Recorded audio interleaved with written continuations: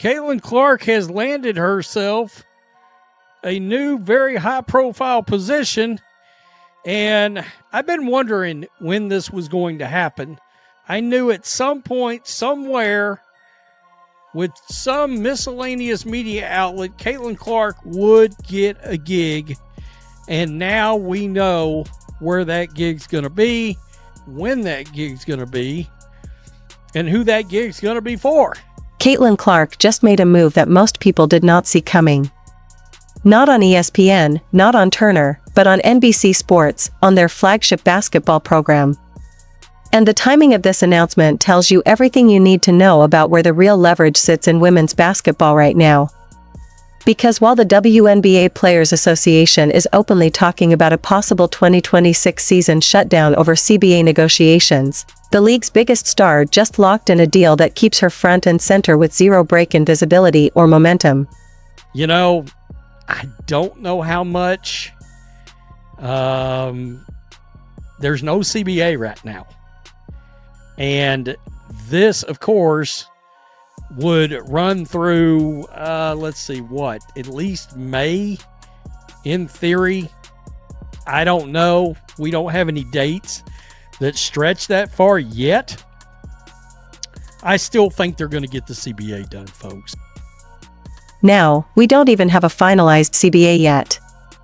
There are no confirmed dates stretching that far. In theory, negotiations could run well into the spring. I still believe they get something done, but belief and certainty are two very different things.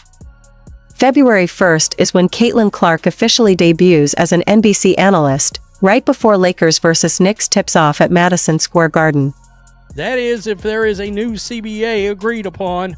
Before then, again, I've told you guys, I've got the over-under on February 15th.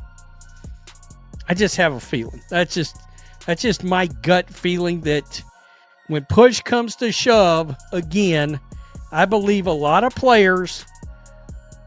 Then she's back on March 9th for Thunder vs. Knicks, two of the most high-profile NBA matchups you can possibly showcase. And they're placing a WNBA player, with no prior national studio experience, at a desk alongside Hall of Famers. That's not an audition. That's not a test run. That's NBC planting a flag and telling you exactly how valuable they believe Caitlin Clark already is. Again, I've said this before, and I'll say it again, I still have the over-under on this thing landing sometime in mid-February. We're crossing the line. We want to sign the deal. But that long wait doesn't mean Caitlin Clark has been away from the game. In fact, she notably suited up for USA Basketball Training Camp in December, has expressed her dedication for participating in all-team USA events with FIBA World Cup looming in September and qualifiers taking place in March. So she has and will get the needed reps before finally taking the floor again with the Fever. In the meantime, she will be keeping busy in another role. Call it a gut feeling, call it intuition, call it reading between the lines, but when negotiations actually reach the point where both sides feel real pressure, that's usually when things move. But here's what makes this situation genuinely fascinating, and honestly a little uncomfortable for the league. The WNBA's collective bargaining agreement expires in October of 2025. Players are already floating the idea of sitting out the 2026 season if their demands aren't met. That's not speculation anymore. That's leverage being openly discussed. And while that conversation is happening, Caitlin Clark just locked in guaranteed income that stretches her financial security well into May of 2026. Whether a WNBA season tips off on time, gets delayed, or doesn't happen at all, she's covered. Wow. So this would be akin to, they have Sunday Night Football, and it starts with a pregame show called Football Night in America. I didn't know they were creating Basketball Night in America, but here we are. She's got USA basketball commitments in March for World Cup qualifiers. She's got this NBC role that runs through the heart of the NBA season. And she's building leverage that exists completely outside of anything the Players Association negotiates. That doesn't mean she's abandoned the union. It doesn't mean she won't stand with her teammates. But it does mean her reality is fundamentally different from most of the league. And that difference matters. It matters because while some players are staring at a potential lost season with limited alternatives, Caitlin Clark is staying visible, staying relevant, and staying paid. Despite his limited role, simply having Jordan as part of the coverage created buzz. NBC is surely hoping Caitlin Clark's involvement will do the same. Of course, Caitlin Clark is expected to offer unique insights in assuming the analyst role for the first time, and her basketball IQ cannot be questioned. So the transition will be a seamless one for the Indiana Fever's star point guard. NBC will also have WNBA coverage for the upcoming 2026 season, so Caitlin Clark will surely appear in more than... And that long wait between seasons doesn't mean she's been disconnected from basketball. She showed up to USA basketball training camp in December. She's publicly committed to every Team USA event on the calendar, with the FIBA World Cup looming and qualifiers coming up in March. So when she finally suits up again for Indiana, she's not going to be rusty. She's not disappearing. She's just operating on a different plane. And while she's doing that, NBC didn't bring her in just to talk X's and O's. They brought her in because she moves attention. Sunday Night Football is their crown jewel. Football Night in America is the pregame machine that prints money. Now they're rolling out Basketball Night in America using the same blueprint. And Caitlin Clark isn't tucked away on the side. She's seated with Maria Taylor, Carmelo Anthony, Vince Carter, Tracy McGrady, and Reggie Miller. That's not padding a panel. That's putting her name next to legends and saying we believe she belongs here. Let's go over here. This is the official from NBC Sports, the press release. And it basically does say the same thing. However, Caitlin Clark is going to join the studio team of Maria Taylor. She also hosts Football Night in America with Chris Sims and Mike Florio, Rodney Harrison, Tony Dungy, and Jason Garrett. Carmelo Anthony, Vince Carter, and Tracy McGrady for pregame commentary. That's a statement. Now step back for a second and really think about what NBC is buying here, because this isn't just about basketball commentary. NBC just secured NBA broadcasting rights starting with the 2025-26 season. They're already broadcasting WNBA games. And the one athlete who can connect those two audiences, who can bring casual NBA fans toward the women's game while keeping WNBA fans engaged with NBA coverage, is now officially part of their payroll.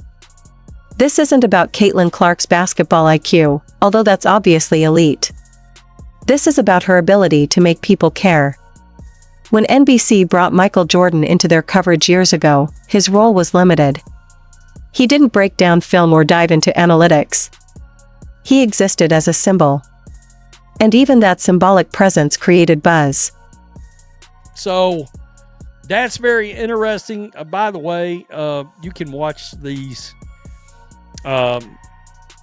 online at Peacock, on the Peacock app, which is NBC's official app out there. And I've got it because, well, there's some decent stuff on Peacock. There's movies.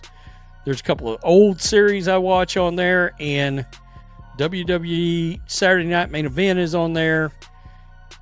NBC is clearly hoping Caitlin Clark can do more than that.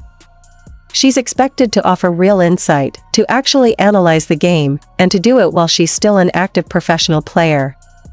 NBC's executive producer described her as one of the most captivating players and dynamic scorers in basketball, not women's basketball. And that distinction is deliberate. It tells you how they plan to position her. She's not being marketed as a novelty. She's not being framed as a diversity checkbox. She's being presented as someone who understands the game at the highest level and can communicate that understanding to a mainstream audience. But this is where things get complicated. Caitlin Clark's injury ended her 2025 WNBA season early, back in July. The 2026 season, if it happens on schedule, doesn't start until May. That's a 10-month gap. And during that gap, she's not fading from view. She's stacking endorsements, staying active with USA Basketball, and now anchoring herself inside NBC's broadcast ecosystem. Meanwhile, many other WNBA players don't have those same off-season income streams. That gap in opportunity is going to be front and center during CBA negotiations. Players want higher salaries, better travel, expanded rosters, and a larger revenue share. Owners are going to counter with attendance numbers and television ratings, pointing out that much of the league's recent growth is driven by a small number of stars. And Caitlin Clark is Exhibit A in that argument. The Indiana Fever went from an afterthought to must-see television in one season because of her. NBC knows it. ESPN knows it. Every owner knows it. So when NBC puts her on their flagship basketball show before she's analyzed a single professional game on TV, they're making a calculated bet. They're betting her fanbase follows her.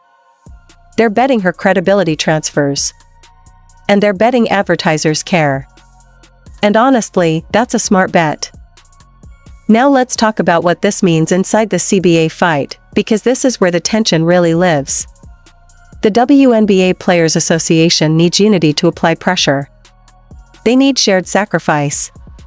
But Caitlin Clark just showed that she has financial pathways that don't depend on the WNBA season happening at all. Media money. Endorsements. USA Basketball. That doesn't make her disloyal. It just means her incentives aren't the same as the middle or bottom of the roster. She's already secured generational wealth through Nike. She already has mainstream recognition that transcends the league. And now she's launching a media career while most players are fighting for basic economic security. That creates an uncomfortable question. How aggressively does a superstar push for structural changes that primarily benefit players who don't generate revenue the same way? That tension isn't new. The NBA faced it decades ago with Michael Jordan. His earning power dwarfed the salary cap, and the league quietly built workarounds that let him get paid without breaking the system. The WNBA is heading toward a similar crossroads. Caitlin Clark's market value already exists in a different universe than the league's current pay structure. And that reality isn't going away. Now add the media layer. ESPN didn't make this higher. Turner didn't make this higher. NBC did. ESPN is the establishment. NBC is the disruptor trying to rebuild its basketball identity from scratch. Being part of the launch of Basketball Night in America gives Caitlin Clark ownership in that brand in a way joining ESPN never would. Add Peacock into the mix, where NBC is funneling premium content and younger audiences, and you see the strategy clearly. But there's risk. If the WNBA season gets delayed and Caitlin Clark is on TV every week talking NBA basketball, some fans will call it a betrayal. That criticism will come. Fair or not. The optimistic view is that she keeps basketball in the conversation and brings new fans back when the WNBA returns.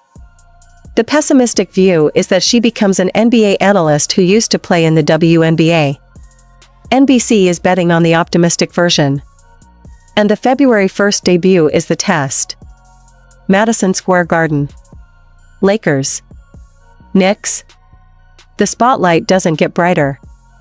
And whether she thrives or stumbles, this moment matters. Because it's not just about Caitlin Clark. It's about the future shape of women's basketball economics playing out in real time. So this is what February 1st really represents. Not a test of whether she's smooth on television, not whether she sounds like a veteran analyst, but whether she's willing to speak honestly from her own basketball reality, even when that perspective cuts against how fans are used to hearing the game discussed. If she does that, this NBC opportunity isn't just a side project, it's the opening chapter of a media career that could extend long beyond her playing days. If she doesn't, it becomes a warning about how unforgiving national platforms can be for active players. Either way, it's compelling. The most influential figure in women's basketball stepping onto an NBA stage, on a brand new show, while her own league is staring down a defining labor fight. There's no roadmap for this. There's no precedent that fits cleanly. And that uncertainty is exactly why it matters. So pay attention on February 1st, watch how she handles the spotlight, listen to what she says, and then decide for yourself.